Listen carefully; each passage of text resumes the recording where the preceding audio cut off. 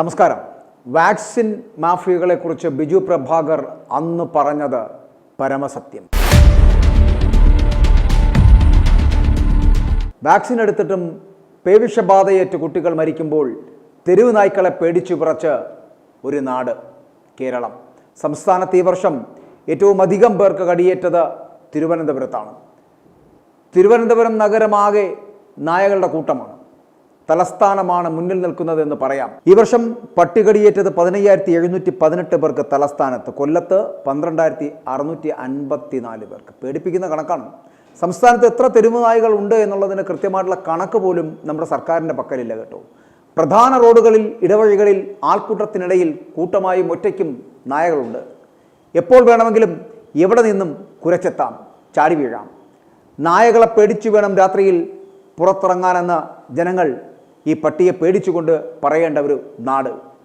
കള്ളന്മാരെക്കാൾ പേടിക്കുന്നത് തെരുവ് നായകളെയാണ്. രാത്രി മീൻവണ്ടി കാത്തിരിക്കുന്ന മീൻ വിൽപ്പനക്കാരനടക്കം എപ്പോഴും ഒരു വടി കരുതേണ്ടി വരുന്ന സ്ഥിതിവിശേഷം. കാരണം നായപ്പേടി തന്നെ. തട്ടുകട നടത്തുന്നവർ, ഫുഡ് ഡെലിവറി ജീവനക്കാർ, കാണുന്നവരെല്ലാം പറയുന്നത് പേടിപ്പെടുത്തുന്ന അനുഭവങ്ങൾ. സംസ്ഥാനത്ത് തെരുവ് നായ ആക്രമണം തുടർക്കഥയാവുകയാണ്. കഴിഞ്ഞ ദിവസം കൊല്ലം അലയമൺ കരുകോണിൽ 11 പേർക്ക് നായ കടിയേറ്റു. കടിച്ച നായയെ നാട്ടുകാർ അവസാനം തല്ലിക്കൊന്നു. തീരദേശ മേഖലയിൽ വഴിയരികിലും ഒഴിഞ്ഞ പറമ്പുകളിലും നായക്കൂട്ടമാണ്. കാറുകൾക്കും ഇരുചക്ര വാഹനങ്ങൾക്കും പിന്നാലെ കുതിച്ചോടുന്ന നായകളെ കാണാൻ കഴിയുന്നു. കാൽനടയായി പോയാൽ കടിയേൽക്കും ഉറപ്പ്. എന്തുകൊണ്ടിങ്ങനെ മനുഷ്യനെ കടിച്ചുകൊല്ലുന്ന നായ്ക്കളെ സംരക്ഷിക്കുന്നു? അതിനു മുൻപ് ഇതുകൂടി കേൾക്കുക. 2016 തിരുവനന്തപുരത്തിൻ്റെ കളക്ടറായിരുന്നു ബിജു പ്രഭാകർ. അദ്ദേഹം അന്ന് ഈ നായശല്യത്തെക്കുറിച്ച് പറഞ്ഞത് നമുക്കൊന്ന് കേൾക്കാം. ഞാനൊരു ജില്ലാ കളക്ടർ എന്നുള്ള നിലയിലല്ല ഞാനിവിടെ നിൽക്കുന്നത്. എന്റെ വ്യക്തിപരമായിട്ടുള്ള ഒരു അമർഷം രേഖപ്പെടുത്താനുള്ള ഒരു പ്ലാറ്റ്ഫോം കൊച്ചൗസേ ചിറ്റിലപ്പള്ളി സർ അദ്ദേഹത്തിന്റെ നേതൃത്വത്തിൽ ഇവിടെ നടക്കുമ്പോൾ ഞാൻ ഇന്ന് എറണാകുളത്ത് ഹൈക്കോടതിയിൽ AG-യുമായിട്ടുള്ള ഡിസ്കഷന് പോകേണ്ടതാണ്. ഞാൻ അദ്ദേഹം ആദ്യം വിളിച്ചുകൊണ്ട് ഞാൻ പറഞ്ഞു, അയ്യോ എനിക്ക് വരാൻ പറ്റില്ല, ഇലക്ഷൻ സമയത്തിന് മുമ്പ് വളരെയധികം കേസുകൾ ഡിസ്പോസ് ചെയ്യേണ്ട ആവശ്യമുണ്ട്, ഗവൺമെന്റ് ഡയറക്ഷനായിട്ട് പോകണം. പക്ഷെ എനിക്ക് തോന്നി ഇത് ക്യാൻസൽ ചെയ്തിട്ട് ഇവിടെ നിൽക്കണം. അത്രയ്ക്ക് ഒരു മഹാവിപത്താണ് ഈ നാട്ടിൽ നടക്കുന്നത്. ഇതിനുവേണ്ടി കുറച്ചു പേര് ഇറങ്ങി തിരിച്ചിട്ടുണ്ട്. ഞാനിത് കളക്ടർ എന്നുള്ള നിലയിലൊന്നുമില്ല, എന്റെ വ്യക്തിപരമായിട്ടുള്ള അഭിപ്രായമാണ്. ഇതിന്റെ പേര് പറഞ്ഞ് എന്ത് ശിക്ഷ നേരിടാനും ഞാൻ തയ്യാറാണ്. എനിക്ക് ആ ഒരു പേടിയുണ്ടായിട്ടൊന്നുമല്ല. എന്താണ് ഇതിന്റെ പിന്നിൽ നടക്കുന്നത് നിങ്ങളത് മനസ്സിലാക്കണം. മുരളി സാറിന്റെ അടുത്ത് ഞാൻ അന്നും പലപ്പോഴും സംസാരിച്ചു. ഏഷ്യാനെറ്റിലും മറ്റുമൊക്കെ ചർച്ചയ്ക്ക് വന്നപ്പം മുരളി സാർ വളരെ ശക്തമായിട്ട് പറഞ്ഞു, ഞങ്ങളെ അറസ്റ്റ് ചെയ്തോ. കാര്യം എന്ന് വെച്ചാൽ അത്രയ്ക്ക് നാശമാണ് ഈ തെരുവ് പട്ടികൾ കാരണം ഇവിടെ ജനങ്ങൾ അനുഭവിക്കുന്നത്. അത് പറയാനായിട്ട് യാതൊരു മടിയും വേണ്ട. കാരണം മുരളി സാർ പറഞ്ഞു തന്നെയാണ് ഇതിനകത്ത് ന്യായം. കോഴിയെ കൊല്ലാം, ഡെയിലി രാവിലെ കോഴിയെ കൊല്ലാം, ആടിനെ കൊല്ലാം. ആട് എത്രണ്ണത്തിനെ കടിക്കുന്നു, എത്ര പേരെ കടിക്കുന്നുണ്ട് ആടിനെ കൊല്ലാം, പന്നിയെ കൊല്ലാം, മുയലിനെ കൊല്ലാം. മുയലിന്റെ കാര്യത്തിൽ ഈയിടെ ഒരു റെസ്ട്രിക്ഷൻ വന്നിട്ടുണ്ടെങ്കിൽ പോലും മുയലിനെ കൊല്ലാം, താറാവിനെ കൊല്ലാം. പട്ടിയെ മാത്രം കൊല്ലാൻ പാടില്ല. കാരണം ആട് കടിച്ചാൽ പേവിഷയം ഉണ്ടാകത്തില്ല, കോഴി കടിച്ചാൽ പേവിഷയം ഉണ്ടാകത്തില്ല, എരുമ കടിച്ചാൽ പേവിഷയം ഉണ്ടാകത്തില്ല, പട്ടി കടിച്ചാൽ മാത്രമേ പേവിഷയം ഉണ്ടാകത്തുള്ളൂ. ഇന്ത്യയിൽ 2800 കോടി രൂപയുടെ വിപണനമാണ് പേവിഷബാധയ്ക്കുള്ള ആന്റി റാബിസും ആന്റി ഇമ്മ്യൂണോഗ്ലോബുലിനും നടക്കുന്നത്. ഈ കമ്പനികൾ ഫൈനാൻസ് ചെയ്തിട്ടാണ് ഈ സ്ത്രീകൾ ഇതിന്റെ പുറകെ നടക്കുന്നത്. യാതൊരു സംശയം വേണ്ട, മനസ്സിലാക്കുന്നത്. അവരുടെ ചെലവിലാണ് ഇവർ ഈ നാട്ടുകാർക്ക് പട്ടി കടിച്ചാല ഞങ്ങൾക്കങ്ങ് വലിയ പ്രേമമാണ് ഈ പട്ടിയെടുത്ത് വീട്ടിൽ കൊണ്ടുപോകും, ഞങ്ങൾ വീട്ടിലോട്ട് എത്തിച്ചേരാം, വീട്ടിൽ കൊണ്ടുപോകും, ഓരോരുത്തർ വീട്ടിൽ കൊണ്ടുപോയിക്കോ, യാതൊരു കുഴപ്പമില്ല. റോഡിൽ കൂടെ ഇറങ്ങി നടക്കാൻ പറ്റത്തില്ല. ഇവിടെ കാണുന്നില്ലേ എത്ര കുട്ടികളെയാണ് മുഖത്ത് കടിച്ച് വികൃതമാക്കിയിരിക്കുന്നത്. ഒരു പട്ടിക്ക് വേണ്ടി ഇത്രയധികം ഇത് ഉണ്ടാക്കുന്നതിന് യാതൊരു സംശയം വേണ്ട.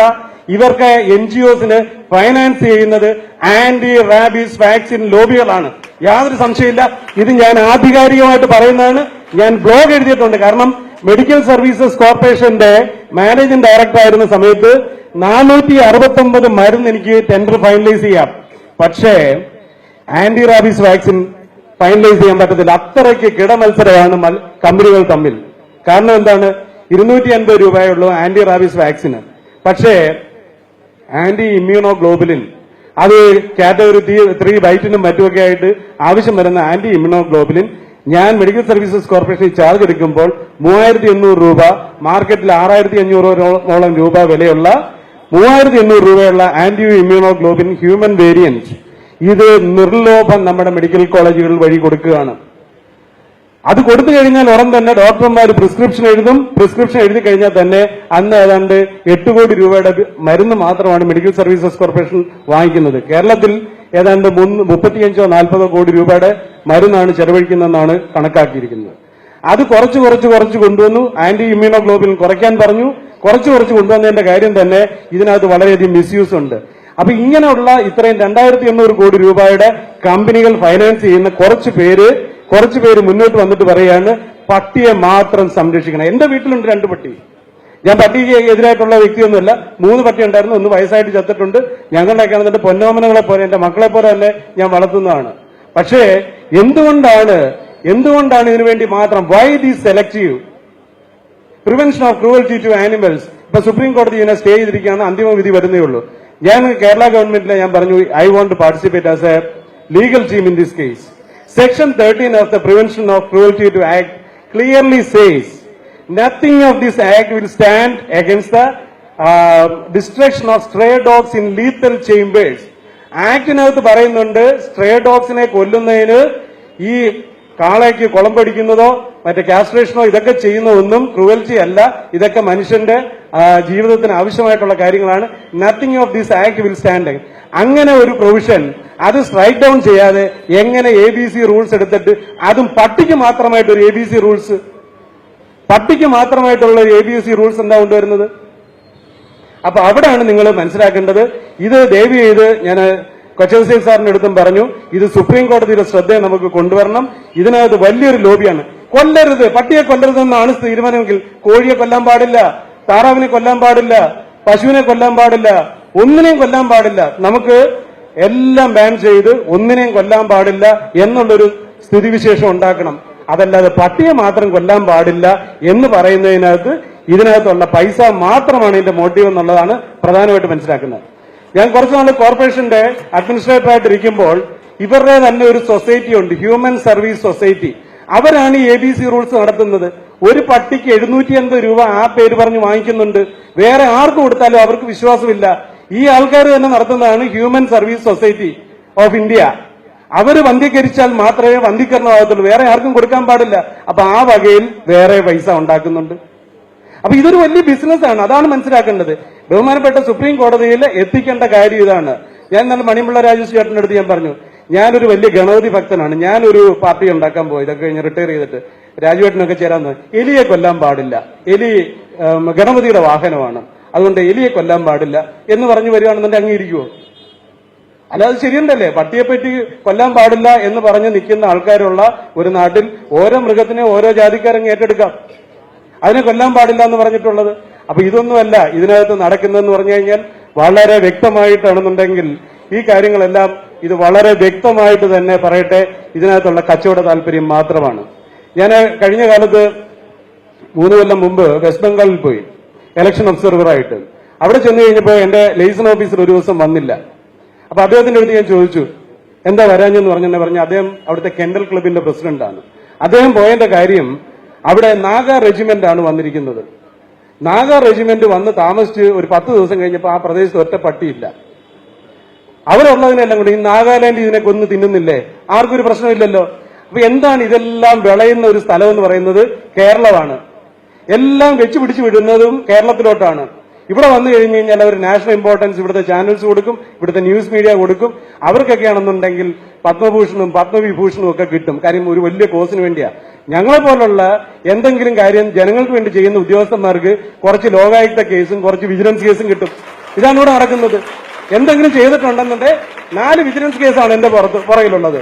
മരം വെട്ടിയതിന് വേറെ കേസ്, അല്ലാത്ത കേസ്, ഇങ്ങനെയുള്ള കേസുമായിട്ട് നിൽക്കുകയാണ്. കളക്ടറായിട്ട് പോലും രക്ഷയില്ല. ജനോപകാരപ്രദമല്ലാത്ത എന്തെല്ലാം പരിപാടികൾ ജനങ്ങൾക്ക് വിരുദ്ധമായിട്ട് ചെയ്യുന്നുണ്ടോ അവരെ എല്ലാം വലിയ വാഴ്ത്തപ്പെട്ടവരായിട്ടാണെന്നുണ്ടെങ്കിൽ കൊണ്ടു നടക്കും.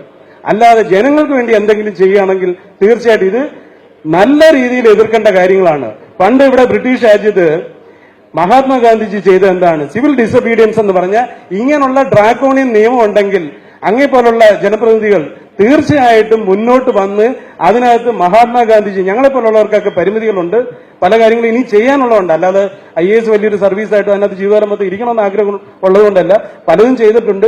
ഇനി ഇരുന്ന പല കാര്യങ്ങളും ചെയ്യാൻ പറ്റുമെന്നുള്ള ഒരു ആഗ്രഹം ഉള്ളതുകൊണ്ട് കുറച്ചു കാലം കൂടെ അതിനകത്ത് ഇരിക്കണമെന്ന് ആഗ്രഹം ഉള്ളതുകൊണ്ടും പറയുന്നു. പക്ഷെ ഇതിനെതിരായിട്ട് ഒരു ശക്തമായിട്ടുള്ള ജനപ്രക്ഷോഭം ഉണ്ടായേ പറ്റത്തുള്ളൂ. This is selective. ഒന്നിനെയും കൊല്ലരുതെന്നാണ് ഈ നാട്ടിലെ നിയമം എന്നുണ്ടെങ്കിൽ I will be the first person. ഞാൻ ഒരു വെജിറ്റേറിയനായിട്ട് അതിന്റെ മുന്നിൽ നിൽക്കാൻ തയ്യാറാണ്. പക്ഷേ പട്ടിയെ മാത്രം കൊല്ലരുത്. അതിനുവേണ്ടിയാണ് ഈ ABC റൂൾസ് ഉണ്ടാക്കി വെച്ചിരിക്കുന്നത്. അതിനുവേണ്ടിയാണ് കുറച്ചുപേര് ഈ നാട്ടിലുള്ള കൊച്ചു കുഞ്ഞുങ്ങളെ, ഗർഭിണികളെ രാവിലെ ഒന്ന് എഴുന്നേറ്റ് നടന്ന് റോഡിൽ കൂടെ പോകാൻ പറ്റില്ല, പേടിച്ചിട്ടാണെന്നുണ്ടെങ്കിൽ റോഡിൽ കൂടെ നടക്കാൻ പറ്റത്തില്ല. എന്നിട്ട് ഞങ്ങളുടെയൊക്കെ നാട്ടിൽ പണ്ട് പറയുമായിരുന്നു, കൊക്കിനെ പിടിക്കാനുള്ള ഏറ്റവും എളുപ്പമുള്ള മാർഗം എന്ന് പറയുന്നത് കൊക്കിന്റെ തലയിൽ വെണ്ണ കൊണ്ടുവച്ച് അത് ഉരുകി കണ്ണി വീഴുമ്പം പോയി പിടിക്കുന്നതാണ്. അതിനൊരു വലിയ സൊല്യൂഷൻ പറഞ്ഞേക്കാൻ, വന്ധ്യീകരിച്ചാൽ മതി. വന്ധ്യീകരിച്ചു കഴിഞ്ഞാൽ ഉടൻ തന്നെ പട്ടി പിന്നെ കടിക്കത്തില്ല. പട്ടി പല്ല് സെറ്റെല്ലാം എടുത്ത് മാറ്റി വെച്ചിട്ട് പിന്നെ പല്ലില്ലാതെ ഇങ്ങനെ നടക്കും. ഇതാരെ പറയാ? അങ്ങനെ ഒരു 10-15 കൊല്ലം കഴിയുന്നുണ്ടെ എല്ലാ പട്ടിയും വന്ധ്യീകരിച്ചു കഴിയുമ്പോൾ പിന്നെ പട്ടിയേ ഉണ്ടാകത്തില്ല. എന്തോ ഒരു ഫൂളറിയാണ് ഈ പറയുന്നത്, എന്തോ ഒരു ഇംപ്രാക്ടിക്കൽ സൊല്യൂഷനാണ് ഈ പറയുന്നത്. അപ്പൊ ഇത്രയും മോശമായിട്ട് പറഞ്ഞിട്ടും എനിക്ക് ഏറ്റവും വിഷമമുള്ള കാര്യം എന്ന് വെച്ചാൽ മുരളി സാറിനെ പോലെ നമ്മളാരും പ്രതികരിക്കാത്തതാണ്. ഇത്രയും ഫൂളറി ഇവിടെ പറയുന്നുണ്ട്, വന്ധ്യീകരിക്കുന്നതാണ്. അതിനുവേണ്ടി ABC ഡോഗ്സ് അല്ല, ABC റൂൾസ് എന്ന് പറഞ്ഞ് ഡോഗ്സ് ആണ്, ശരിക്കും ഡോഗ്സിന് വേണ്ടി മാത്രം ഉണ്ടാക്കിയിട്ടുള്ള. എന്നിട്ട് ഹ്യൂമൻ സർവീസ് സൊസൈറ്റി എന്ന് പറഞ്ഞൊരു സൊസൈറ്റി ഉണ്ടാക്കി. അതിനകത്ത് കോർപ്പറേഷനിൽ ചോദിച്ചു നോക്ക്. നിസാറിന്റെ അടുത്ത് ഞാൻ ഇപ്പോഴും സംസാരിച്ചു, എത്ര രൂപയാണ് കൊടുക്കുന്നത്? 780 രൂപ ഒരു പട്ടിക്ക്. അതല്ലാതെ വേറെ ആര് ചെയ്തു കഴിഞ്ഞാലും അവർക്ക് വിശ്വാസമില്ല. അപ്പൊ ആ വഴിയും പൈസ ഉണ്ടാക്കി, മരുന്ന് കമ്പനി എന്നുള്ള പൈസയും ഉണ്ടാക്കി. സുപ്രീം കോടതിയിൽ ഗോപാൽ സുബ്രഹ്മണ്യമാണ് വന്നിരിക്കുന്നത്. മണിക്കൂറിന് 10 ലക്ഷം രൂപ ചാർജ് ചെയ്തിരിക്കുന്ന ഗോപാൽ സുബ്രഹ്മണ്യം. അതിനു മുമ്പ് ഐ തിങ്ക് നാനി പൽക്കിവാല ആയിരുന്നു വന്നിരുന്നത്. ഏത് പട്ടിയാണ് ഇവർക്കൊക്കെ ആണെന്നുണ്ടെങ്കിൽ കൊണ്ടുവന്ന് പൈസ കൊടുക്കുന്നത്? Where is the funding source? അപ്പൊ ഇതിന്റെ പിന്നിൽ ശക്തമായിട്ടൊരു ലോബി നിൽക്കുന്നുണ്ട്. ഇത് എനിക്ക് ഇത്രയും രോഷം തോന്നാൻ കാര്യം എന്ന് വെച്ചാൽ, ഒരു ജില്ലാ കളക്ടറായിട്ട് 144 വളരെ വ്യക്തമായിട്ട് 144 പറയുന്നുണ്ട് ഡേഞ്ചറസ് ആയിട്ടുള്ള ആനിമൽസിനെ കില്ല് ചെയ്യാം എന്ന് പറഞ്ഞിട്ടുണ്ട്. അന്ന് ഒരു കളക്ടറായിട്ട് പോലും എനിക്കത് ചെയ്യാൻ പറ്റാത്തതിന്റെ രോഷമാണ് ഞാൻ ഇവിടെ പറയുന്നത്. അപ്പോൾ ഇത് കേട്ടല്ലോ. വർഷങ്ങൾക്ക് മുൻപ്, അതായത് 2016 തിരുവനന്തപുരത്തിന്റെ ജില്ലാ കളക്ടറായിരുന്നു ബിജു പ്രഭാകർ. ആ ബിജു പ്രഭാകറിന്റെ വാക്കുകളാണ് ഈ കേട്ടത്. തെരുവ് നായ്ക്കളെ നിയന്ത്രിക്കണമെന്ന ആവശ്യത്തിന് കേരളത്തിൽ നിരവധി പേർ നേതൃത്വം നൽകുന്നുണ്ടെങ്കിലും സർക്കാരിനെതിരെ രംഗത്ത് വരാൻ ആരും തന്നെ തയ്യാറല്ല എന്നുള്ളതാണ്. 2016 ഒരു IAS ഉദ്യോഗസ്ഥനായ ബിജു പ്രഭാകർ എത്തിയതൊഴിച്ചാൽ ആരും തന്നെ അതിന് മിനക്കെടാറില്ല എന്നുള്ളതാണ്. ബിജു പ്രഭാകർ വളരെ കൃത്യമായി കാര്യങ്ങൾ പറഞ്ഞു. തെരുവ് നായ്ക്കളെ വന്ധ്യംകരിക്കുന്നതിനെതിരെ മുൻ തിരുവനന്തപുരം ജില്ലാ കളക്ടർ ബിജു പ്രഭാകരൻ ശക്തമായിട്ടുള്ള പ്രതിഷേധമാണ് അന്ന് രേഖപ്പെടുത്തിയത്. ആന്റി റാബീസ് വാക്സിൻ ലോബിയെ സഹായിക്കുവാനുള്ള നീക്കമാണ് ഇതെന്ന് വിശേഷിപ്പിക്കുകയും തെരുവ് നായ്ക്കളെ ഇല്ലാതാക്കണമെന്നും വന്ധ്യംകരണം ഫാർമസ്യൂട്ടിക്കൽസിനെ സഹായിക്കുവാനുള്ള ഒരു തന്ത്രം മാത്രമാണെന്നും അന്ന് ബിജു പ്രഭാകർ പറഞ്ഞിരുന്നു. അത് നിങ്ങളിപ്പോൾ കേട്ടതുമാണ്. യഥാർത്ഥത്തിൽ ബിജു പ്രഭാകർ അന്ന് പറഞ്ഞത് തന്നെയാണ് ഇന്നത്തെ സത്യം. മനുഷ്യരെ കടിച്ചു കൊല്ലുന്ന പട്ടികളെ ഈ വാക്സിനുകൾക്കായി നീക്കിവെച്ച ഏകദേശം 2800 മുതൽ 3000 കോടി രൂപ വരെ കട്ടുമുടിക്കുന്ന സമീപനമാണ് ആന്റി റാബീസ് വാക്സിൻ ലോബിയും ആന്റി ഇമ്മ്യൂണോ ഗ്ലോബലിനും ചേർന്ന് നടപ്പിലാക്കുന്നത് എന്നുള്ളതാണ്. അപ്പോൾ അടിച്ചു മാറ്റുന്നത് കോടികളാണ്. എന്തുകൊണ്ടാണ് നായ്ക്കളോട് പ്രത്യേക സ്നേഹമെന്ന് മനസ്സിലായോ ഇപ്പോൾ? ഇത് ആന്റി റാബീസ് വാക്സിൻ ലോബിയുടെ പ്രവൃത്തിയാണ്. കാരണം നമ്മൾ നായ്ക്കളെ കൊന്നാൽ വാക്സിനായിട്ട് ഇത്രയധികം പണം ചെലവഴിക്കേണ്ടി വരുമോ? വരില്ല. അങ്ങനെ വരുമ്പോൾ ഈ 3000 കോടിയിലധികം വരുന്ന തുക എങ്ങനെ കട്ടുമുടിക്കാൻ കഴിയും? അതിനു വേണ്ടിയിട്ടുള്ള ഒരു ശ്രമമാണിത്. മൃഗങ്ങൾക്കെതിരായ ക്രൂരത തടയലിന്റെ സെക്ഷൻ 11 പ്രകാരം ഏതെങ്കിലും മൃഗത്തെ, അത് തെരുവ് നായ്ക്കൾ ഉൾപ്പെടെയുള്ള മൃഗത്തെ ക്രൂരമായി വികൃതമാക്കുകയോ കൊല്ലുകയോ ചെയ്യുന്നത് ശിക്ഷാർഹമാണ്. എന്നാൽ ഈ കേസിൽ സെക്ഷൻ 11 പ്രയോഗിക്കാൻ കഴിയില്ല. സ്വാതന്ത്ര്യത്തിന്റെ മൗലികാവകാശത്തെ അത് മറികടക്കാൻ കഴിയില്ല. അതായത് നായ്ക്കൾ ഒരു പൗരന്റെ ജീവന് യഥാർത്ഥ ഭീഷണി ഉയർത്തുന്നുണ്ട് എങ്കിൽ ആ വകുപ്പ് ഇതിനകത്ത് ബാധകമല്ല. പക്ഷെ നമ്മുടെ നാട്ടിൽ അത് നടക്കില്ല. അതാ ഇപ്പോൾ സംഭവിച്ചത്. നഗരത്തിന്റെ വിവിധ ഭാഗങ്ങളിൽ നിന്ന് വൈദഗ്ധ്യവും പരിശീലനവും ലഭിച്ചതുമായിട്ടുള്ള നായപിടുത്തക്കാർ ഈ തെരുവ് നായ്ക്കളെ പ്രാദേശികാടിസ്ഥാനത്തിൽ അല്ലെങ്കിൽ പ്രദേശങ്ങൾ തിരിച്ച് ശേഖരിക്കുന്ന ജയ്പൂർ മാതൃക, ആ ജയ്പൂർ മാതൃകയെ നമ്മുടെ സർക്കാർ അടക്കം തള്ളിക്കളഞ്ഞു. തുടർന്ന് മൃഗങ്ങളെ HIS ഇന്ത്യ ആശുപത്രിയിലേക്ക് കൊണ്ടുപോകുന്ന സംവിധാനം കൊണ്ടുവന്നു. അവിടെ അവയെ വ്യക്തിഗതമായി കെന്നൽ ചെയ്യുന്നു. ഒരു വെറ്റിനറി സർജൻ പരിശോധിച്ച് രേഖകളിൽ രജിസ്റ്റർ ചെയ്യുന്നു. തുടർന്ന് ജനറൽ അനസ്തേഷ്യയിൽ ശസ്ത്രക്രിയയിലൂടെ അവയെ വന്ധ്യംകരിക്കുന്നു.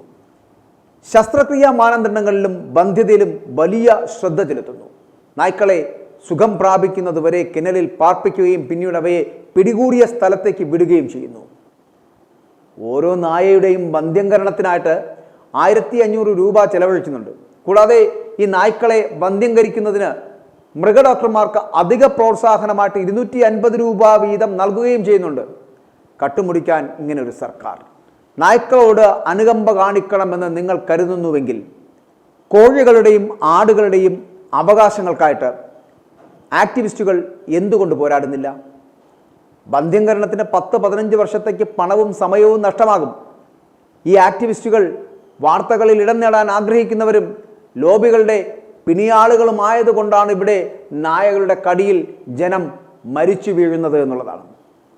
കേരള സംസ്ഥാനത്ത് സ്വതന്ത്രമായി വിഹരിക്കുന്ന നായ്ക്കളെ പൊതുജനാരോഗ്യ പ്രശ്നമായി മാറിയിരിക്കുന്നു എന്നുള്ള കാര്യത്തിലേക്ക് തീരുമാനമുണ്ടാക്കണം. സംസ്ഥാന ആരോഗ്യ വകുപ്പിന്റെ കണക്കനുസരിച്ച് 2017 1,35,749 പേർക്ക് നായ്ക്കളുടെ കടിയേറ്റു, 8 പേർ മരിക്കുകയും ചെയ്തു. 2018 1,48,899 പേർക്ക് നായ്ക്കളുടെ കടിയേറ്റു, അതിൽ 9 പേർ മരിച്ചു. ഇനി 2019 പോയാലോ? 2019 1,61,055 പേർക്ക് കടിയേറ്റു, 8 പേർ മരിച്ചു. 2020 1,60,483 പേർക്ക് ഈ നായ്ക്കളുടെ കടിയേറ്റു, അതിൽ 5 പേർ മരിച്ചു. ഇനി 2021 2,21,379 പേർക്ക് കടിയേറ്റു, 11 പേർ മരിച്ചു. 2022 എത്തപ്പെടുമ്പോൾ 2,88,866 പേർക്ക് നായ്ക്കളുടെ കടിയേറ്റു, അതിൽ 27 പേരാണ് മരിച്ചത്. 2023 എത്തപ്പെടുമ്പോൾ 3,06,427 പേർക്ക് നായ്ക്കളുടെ കടിയേറ്റിരിക്കുന്നു, 25 പേർ അതിൽ മരിക്കുകയും ചെയ്തു. 2024 കണക്കനുസരിച്ച് 3,16,799 പേർക്ക് നായ്ക്കളുടെ കടിയേറ്റിരിക്കുന്നു, അതിൽ 26 പേർ മരിക്കുകയും ചെയ്തു. കേരളത്തിലെ തീരദേശ മേഖലകളിലടക്കം തെരുവു നായ്ക്കളുടെ ആക്രമണത്തിന് നിരവധി സ്ത്രീകൾക്കും കുട്ടികൾക്കും ഇരയാകേണ്ടി വന്നിട്ടുണ്ട്. കേരളത്തിലെ തെരുവു നായ്ക്കളുടെ എണ്ണം ഏകദേശം 2,50,000 എന്നുള്ള കണക്കുകൾ കണക്കാക്കപ്പെടുന്നുണ്ട്. പക്ഷെ അത് ശരിയാണോ എന്നറിയില്ല. സ്വതന്ത്ര നായ്ക്കളുടെ എണ്ണത്തിലെ വളർച്ചയ്ക്ക് കാരണമെന്ന് പറയപ്പെടുന്നത് സംസ്ഥാനത്തുടനീളമുള്ള ഈ റെസ്റ്റോറൻറ്റുകളുണ്ടല്ലോ, ആ റെസ്റ്റോറൻറ്റുകളിൽ നിന്ന് ശുചിത്വമില്ലാതെ വലിച്ചെറിയുന്ന കോഴിമാലിന്യമാണ് എന്ന് പറയേണ്ടിയിരിക്കുന്നു. ഇനി ചിലത് കൂടി കേൾക്കേണ്ടതുണ്ട്. അതായത് 2016 ഒക്ടോബറിൽ വർക്കലയിൽ 90 വയസ്സുള്ള ഒരാൾ തെരുവു നായ്ക്കളുടെ ആക്രമണത്തിൽ കൊല്ലപ്പെട്ടുപോയി. വീടിൻ്റെ വരാന്തയിൽ ഉറങ്ങിക്കിടന്ന ഒരു വൃദ്ധനെയാണ് ഒരു കൂട്ടം നായ്ക്കൾ ആക്രമിച്ചു കൊന്നത്. വൃദ്ധൻ്റെ മരണത്തിൻ്റെ പിറ്റേന്ന് രോഷാകുലരായ ആളുകൾ പ്രദേശത്തുള്ള 90-ലധികം നായ്ക്കളെ കൊല്ലുകയും ചെയ്തു. ഈ തെരുവു നായ്ക്കൾ ഉയർത്തുന്ന അപകട സാധ്യത, ആ അപകട സാധ്യതകൾക്കെതിരെ നടപടിയെടുക്കണമെന്ന് വാദിക്കുന്നവരുടെ എണ്ണം തുലം കുറവാണിപ്പോൾ. ഈ നായ്ക്കളെ കൊല്ലുന്നത് നിരോധിക്കുന്ന നിയമനിർമ്മാണ ഭേദഗതി ഉൾപ്പെടെ കേരളത്തിൽ റാബീസിൻ്റെ അപകടത്തിലേക്ക് വിരൽ ചൂണ്ടുകയും തെരുവു നായ്ക്കളെ ഒരു ഭീഷണി എന്ന് പരാമർശിക്കുകയും ചെയ്യേണ്ട കാലം അതിക്രമിച്ചിരിക്കുന്നു എന്നുള്ളതാണ്. സർക്കാരിൻ്റെ നടപടികൾ തെരുവു നായ്ക്കളെ മനുഷ്യജീവനും അവരുടെ സ്വത്തിനും മുകളിലാണ് എന്ന് വിലമതിക്കുന്നതിന് തുല്യമാണ് എന്ന് പറയേണ്ടിയിരിക്കുന്നു. അതാണ് അവരുടെ നിലപാടും കാഴ്ചപ്പാടും. തെരുവുനായ ആക്രമണത്തിൽ സംസ്ഥാനത്ത് ഒരാഴ്ചയ്ക്കിടെ 3 കുട്ടികൾ മരിച്ച സാഹചര്യത്തിൽ കേന്ദ്ര സർക്കാരിൻ്റെ ABC ചട്ടങ്ങളിൽ മാറ്റം വരുത്താൻ ബാധിക്കുന്ന കേരള സർക്കാർ ആദ്യം നിങ്ങളുടെ നയവും നിലപാടുകളും മാറ്റൂ. മനുഷ്യന് പട്ടിയുടെ വിലയെങ്കിലും നൽകാൻ ശ്രമിക്കൂ. എന്നിട്ട് കേന്ദ്രത്തിനെയൊക്കെ നമുക്ക് തിരുത്താൻ ശ്രമിക്കാം. കേന്ദ്രം പട്ടിക്ക് നൽകുന്ന ആനുകൂല്യങ്ങൾ വേറൊരു വകുപ്പാണ്, അത് നോക്കേണ്ടതാണ്. കാരണം വന്ധ്യംകരണം നടത്താനായിട്ട് പിടിക്കുന്ന തെരുവു നായ്ക്കളെ പിടിച്ചുകൊണ്ടുപോയി പ്രത്യേകം സജ്ജീകരിച്ച ABC കേന്ദ്രങ്ങളിലെ ഓപ്പറേഷൻ തിയേറ്ററുകളിൽ വന്ധ്യംകരണം നടത്തണമെന്നാണ് കേന്ദ്ര സർക്കാർ വ്യവസ്ഥ. എയർ കണ്ടീഷൻ ചെയ്ത ഓപ്പറേഷൻ തിയേറ്ററിലായിരിക്കണം ഓപ്പറേഷൻ നടത്തേണ്ടത്. 7 വർഷത്തെ എക്സ്പീരിയൻസ് ഉള്ള ഡോക്ടർമാർ മാത്രമേ ഈ സർജറി ചെയ്യാവൂ. റെഫ്രിജറേറ്റർ വേണമെന്നൊക്കെയുള്ള വ്യവസ്ഥകളടക്കം ഇതിനകത്ത് നിലനിൽക്കുന്നുണ്ട്. ഒരാഴ്ച ശുശ്രൂഷിക്കുക, മുറിവുണക്കുക, ഇൻഫെക്ഷൻ വരില്ലെന്ന് ഉറപ്പാക്കുക, എവിടെ നിന്നാണോ പിടിച്ചത് അവിടെ തന്നെ ഇവയെ കൊണ്ട് തുറന്നു വിടുക. ഇതാണ് കേന്ദ്ര സർക്കാരിൻ്റെ വ്യവസ്ഥകൾ. അപ്പോൾ ഈ വ്യവസ്ഥകളൊക്കെ പാലിച്ച് ലക്ഷക്കണക്കിന് തെരുവു നായ്ക്കളെ വന്ധ്യംകരണം നടത്തുക എളുപ്പമുള്ള കാര്യമാണോ എന്ന് മാത്രം കേന്ദ്ര സർക്കാർ പറഞ്ഞാൽ മതി. എന്നാൽ അതിനുള്ള ഒരു തീരുമാനവുമാകും. ഞാൻ ഒരു കാര്യം കൂടി പറയട്ടെ. നാട്ടിൽ ഈ കുരയ്ക്കുന്ന കൊടിച്ചിപ്പട്ടികളുടെ യഥാർത്ഥ സ്നേഹമെന്ന് പറയപ്പെടുന്നത് നായേക്കാൾ ഉപരി പണത്തോടാണെന്ന് വെളിപ്പെടുത്തി തരുന്നതാണ് ഇവിടെ നടക്കുന്ന ഈ പട്ടിപ്രേമികളുടെ പൊറാട്ട് നാടകം എന്ന് പറയപ്പെടുന്നത്. ഇത് സാമാന്യ ബുദ്ധിക്ക് നിരക്കുന്ന മനസ്സിലാകുന്ന കാര്യമാണ്. പക്ഷേ ഇതിനെക്കുറിച്ച് പഠിക്കാനും പരിഭവം പറയുവാനും ഒരു മീഡിയക്കാരൻ്റെയും തലനാരിഴ കീറിയ ചർച്ചയൊന്നും ആവശ്യമില്ല എന്ന് പറയട്ടെ. സാധാരണക്കാരൻ പേ പിടിച്ച പട്ടിയുടെ കടികൊണ്ട് പിടഞ്ഞു വീണ് മരിക്കുന്നത് കണ്ടാൽ മാത്രം മതി നിങ്ങൾക്ക് മനസ്സിലാകാൻ. പക്ഷേ ഇവിടെ ഈ വാക്സിൻ മാഫിയകളെക്കുറിച്ച് ബിജു പ്രഭാകർ അന്ന് പറഞ്ഞ ആ വാക്കുകളാണ് നമ്മൾ ഓർത്തു വെക്കേണ്ടത്. ഈ മാഫിയകൾക്ക് വേണ്ടിയാണ് ഈ നായ്ക്കളെ ഇങ്ങനെ സംരക്ഷിക്കുന്നത് ഇവിടുത്തെ സർക്കാരുകൾ എന്ന് പറയേണ്ടിയിരിക്കുന്നു. 2800 മുതൽ 3000 കോടി രൂപ വരെ കട്ടുമുടിക്കുന്നതിന് വേണ്ടിയുള്ള ശ്രമത്തിൻ്റെ ഭാഗമായിട്ട് ഇവിടുത്തെ കുറേ പട്ടിപ്രേമികളാകുന്നവരും ഈ വാക്സിൻ ലോബികളും ചേർന്നുകൊണ്ട് മനുഷ്യനെ കൊന്നു തള്ളുന്നു എന്ന് പറയേണ്ടിയിരിക്കുന്നു. i2i News, an eye for truth. i2i News subscribe ചെയ്തിട്ടില്ലാത്തവർ ഇപ്പോൾ തന്നെ സബ്സ്ക്രൈബ് ചെയ്യുക. നോട്ടിഫിക്കേഷൻ ലഭിക്കുവാൻ ബെൽ ബട്ടണും അമർത്തുക.